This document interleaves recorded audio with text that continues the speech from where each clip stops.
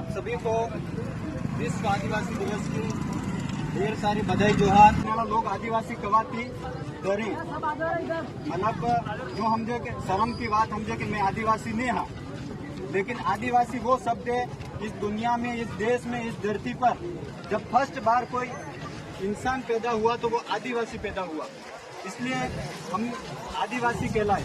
और बिरसा मुंडा सर्कल, बिरसा मुंडा नाम इनको ऐसे ही बिरसा मुंडा या भगवान की उपाधि किसी ने नहीं दी है। इन्होंने 25 साल की उम्र में शहीद हुए हैं। ये सिर्फ किसके लिए? अपने लिए। अपन को 5वीं अनुसूची मिली है, 6ठी अनुसूची मिली है, अनुसूचित क्षेत्र मिला है, टीएसपी क्षेत्र मिला है, सिर्फ इनकी वजह से मिला है। इन्होंने धरती के लिए, इन्होंने जमीन के लिए, इन्होंने जंगल के लिए, पानी के लिए लाखों लड़ाइयाँ लड़ी।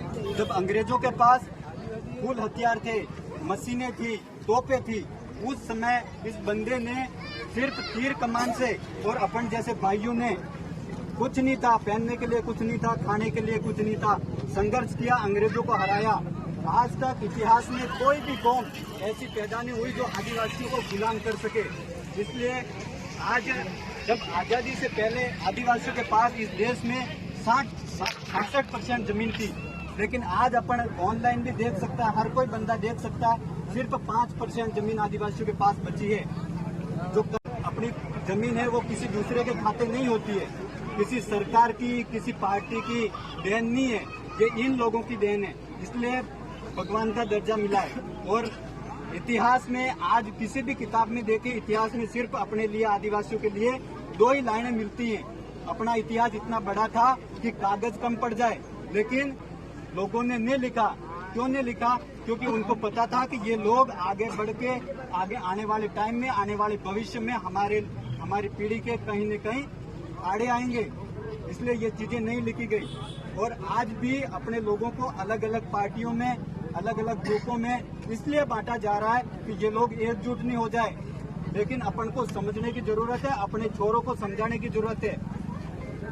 ग्रुप में नहीं बटे। आदिवासी दिवस सिर्फ एक दिन में आता है और इस दिन अपनी जो संस्कृति है उसको अपन बचा के रखें। अपन को जो आरक्षण मिला है वो अपनों को अपनी संस्कृति के लिए मिला है, अपने रीति रिवाज के लिए मिला है, अपनी भाषा के लिए मिला है, उसको अपन बचा के रखें। इसलिए ये आदिवासी दिवस भारत देश ने नहीं, भारत सरकार ने घोषित नहीं किया है, ये अमेरिका ने, यूनाइटेड नेशन जो पूरे देश को, पूरे विश्व को, पूरी दुनिया को संभालता है, उसने घोषित करा कि कहीं न कहीं इन लोगों के साथ पिछले 75 साल में शोषण, अत्याचार, रेप सबसे ज्यादा आदिवासी और दलितों के साथ में हुआ है।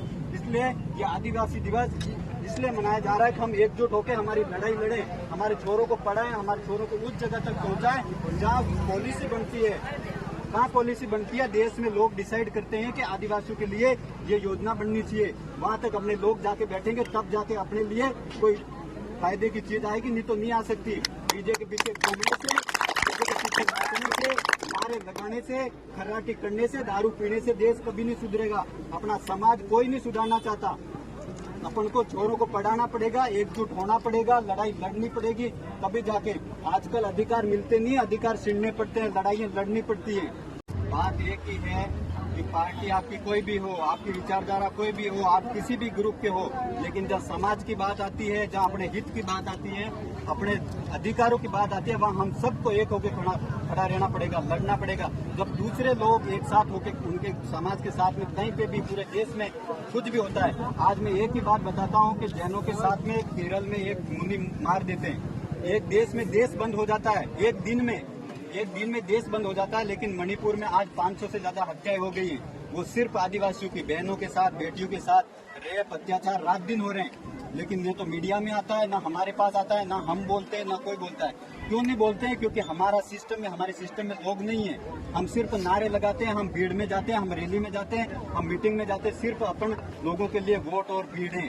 उस बात को समझना पड़ेगा, हर बंदे को पढ़ाना होगा, तब जाके हमारे साथ न्याय हो सकता है। आज कोई भी लड़ाई है, पहले अपने बाप दादाओं ने तीर कमान से लड़ ली, उन्होंने हथियारों से लड़ ली, उन्होंने पत्थरों से लड़ ली, उन्होंने गोपन चला के लड़ ली। लेकिन आज का युग है, कलम युग है।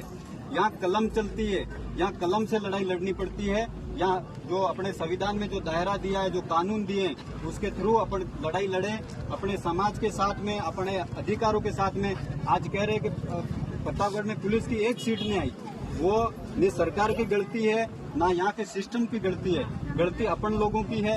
यहाँ अपन 73% 80% होने के बाद भी अपन को सीट नहीं मिलती है, वो बहुत दुख की बात है। और इसके लिए कोई सरकार ना कोई नेता नहीं बोलता है, तो वो सिर्फ इसलिए नहीं बोलता है कि उन्होंने उनको पार्टियों वालों ने उनको बनाया है। तो अपन को लड़ना पड़ेगा अपने जो जनसंख्या के अनुपात में जो आरक्षण दे रखा है। वैसे तो 5वीं अनुसूची में 100% आरक्षण होना चाहिए, लेकिन हम जनसंख्या के भी अनुपात में आरक्षण मांगे तो हमको 100 में से 80 सीटें हमको चाहिए, लेकिन एक सीट नहीं आती है। ये दुख की बात है, और फिर भी अपने ही नेता नहीं बोलते, ये सबसे बड़े दुख की बात है। इसलिए बात वही है कि पढ़ाओ, लोगों को पढ़ाओ, आगे बढ़ाओ बच्चों को, और अपने अधिकार है, कोई भी हो, विचारधारा कोई भी हो, पार्टी कोई भी हो, लेकिन एकजुट होकर लड़ाई लड़ेंगे तभी हमको हमारे हक अधिकार है, हमको हमारे बच्चों को, आने वाली पीढ़ी को नौकरियां मिलेगी। नहीं तो ऐसे ही मजदूर जो अपने बाप दादा जैसे काम करते आए, खेती में खर्चा होता है, उसमें भी उतना दान नहीं पकड़ा है, खाने के लिए भी पूरा दान नहीं पकड़ा है, और भविष्य में पता नहीं क्या कंडीशन आए। इसलिए अभी समय है, अपन जागरूक बने, अपने बच्चों को पढ़ाएं, आगे भेजें, लंबी पढ़ाई करवाएं। और ये जो ग्रुप चल रहे हैं, जो हवा चल रही है अपने गांव में, उससे अपने लड़कों को बचाएं। मैं किसी का विरोध नहीं कर रहा कि भाई, मैं किसी को यूं नहीं कह रहा कि तू उसमें क्यों जा रहा है, लेकिन अपने भविष्य के लिए, अपने छोरों के भविष्य के लिए उसको समझाएं, उसको पढ़ाएं, आगे बढ़ाएं। धन्यवाद। भारत देश हमारा है, एक तीर एक कमान, आदिवासी एक समान, एक तीर एक कमान, आदिवासी एक समान। जय जोहर का नारा है, भारत देश हमारा है, जय जोहर का नारा है, भारत देश हमारा है, एक तीर एक कमान, आदिवासी एक समान, एक तीर एक कमान, आदिवासी एक समान।